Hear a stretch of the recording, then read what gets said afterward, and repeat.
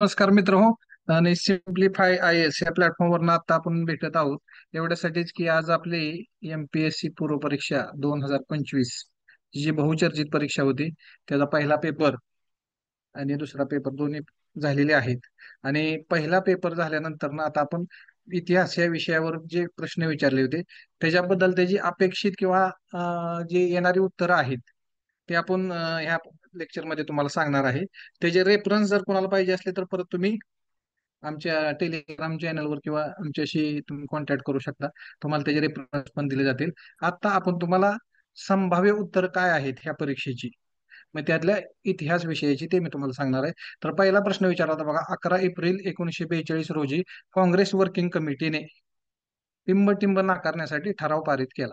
काय नाकारण्यासाठी ठराव पारित केला? तर त्याचं उत्तर आहे क्रिप्स प्रस्ताव. बरोबर आहे. क्रिप्स प्रस्ताव आला त्यावेळेला आणि तोच नाकारण्यासाठी काँग्रेस वर्किंग कमिटीने बैठक घेतली होती आणि त्या बैठकीमध्ये तो ठराव पारित केला होता. तर पहिल्या प्रश्नाचं उत्तर एक आहे. त्यानंतर ना दुसरा प्रश्न, मवाळ शांत करण्यासाठी मुस्लिमचे समर्थन मिळवण्यासाठी इंग्रज सरकारने इंडियन काउन्सिल ऍक्ट 1909, 1909चा कुठला कायदा आहे आपल्याला सगळ्यांना माहित आहे, तो आहे मोर्ले मिंटो कायदा. बरोबर.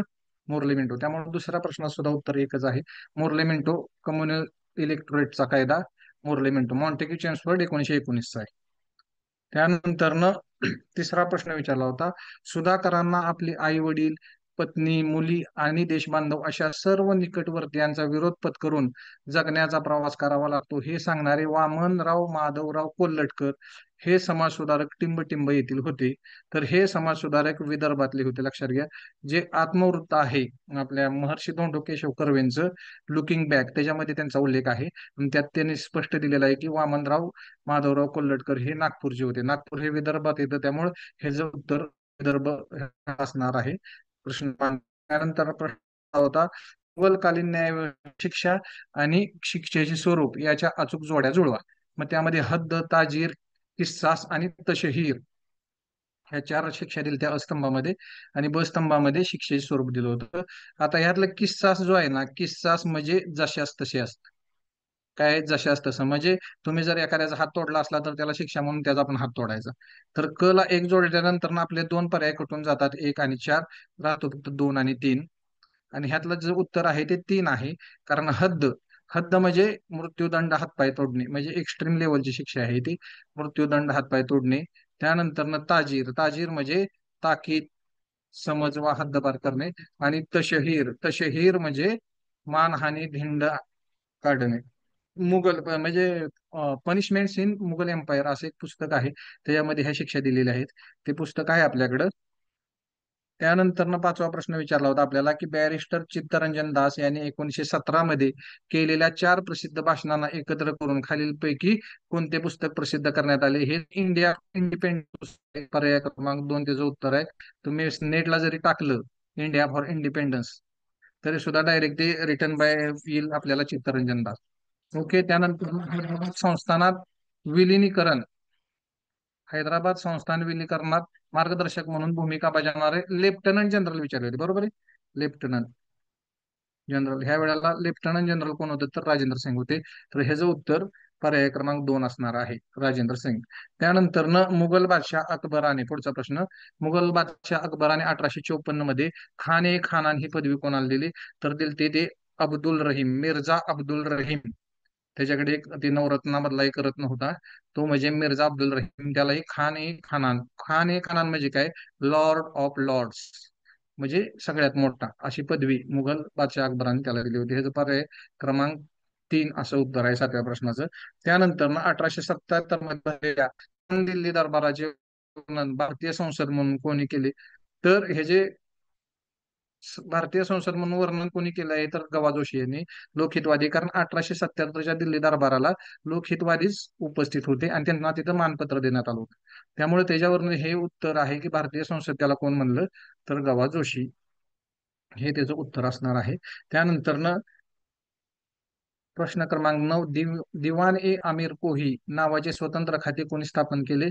ज्यांनी एन्शियंट हिस्ट्रीचा अभ्यास केलाय त्यांना सगळ्यांना माहिती आहे की मोहम्मद बिन तुगलक ह्यानं हे दिवान ए आमिर कोही ह्या नावाचे स्वतंत्र खाते स्थापन केलेलं होतं. ओके, तर ह्याचं उत्तर आहे पर्याय क्रमांक दोन. त्यानंतर जातीभेद विवेकसार हे पुस्तक कोणी लिहिले? तर हे पुस्तक तुकाराम तात्या पडवळ यांनी लिहिलेलं आहे. महत्वाचं आहे, कोण लिहिलेलं आहे ते? तुकाराम तात्या पडवळ. आणि ह्या पुस्तकाचं प्रकाशन म्हणजे पहिली आवृत्ती तुकाराम तात्या पडवळ यांनी लिहिली आणि प्रकाशित केली होती. मात्र त्याच्यावर खूप मोठा गदारोळ झाला, त्यावेळेला सनातन्यांनी विरोध केला. त्यामुळे त्याची जी दुसरी आवृत्ती आहे ती महात्मा ज्योतिबा फुले यांनी प्रकाशित केली होती. मात्र आपल्याला प्रश्न विचारला होता जातीभेद विवेकसार हे पुस्तक कोणी लिहिलेलं आहे?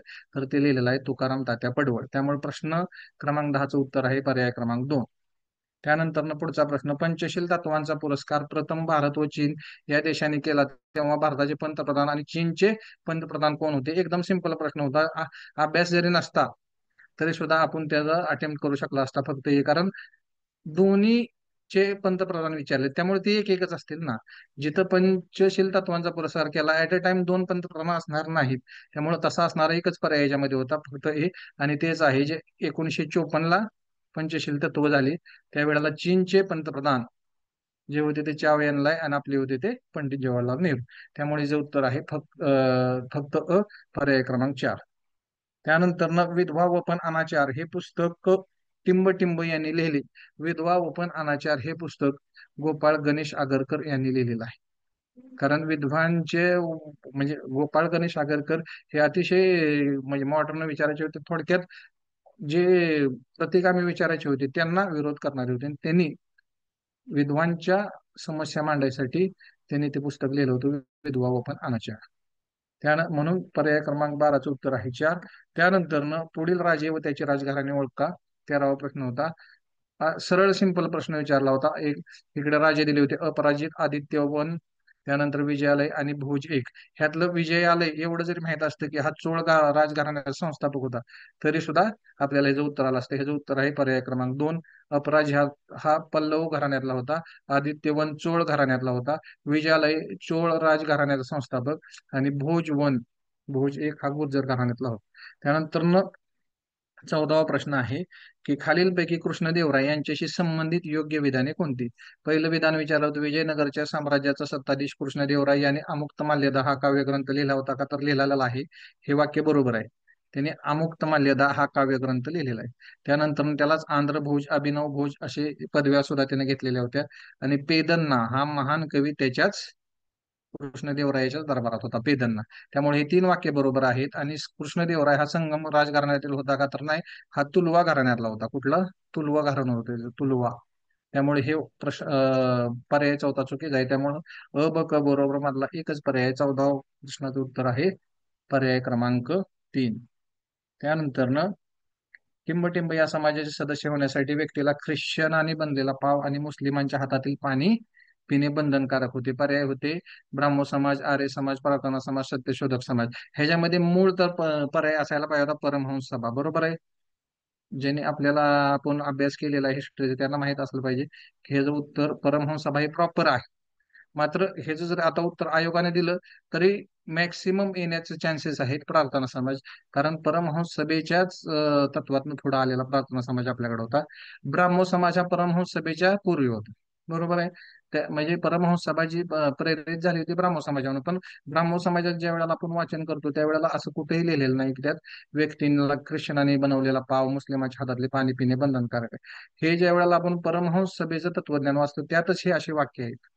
आणि तत्वज्ञान त्या परमहंस सभेतनच पुढे आलेला आहे प्रार्थना समाज. म्हणून याचं उत्तर एमपीएससी मॅक्स दिलं तर प्रार्थना समाजच देईल.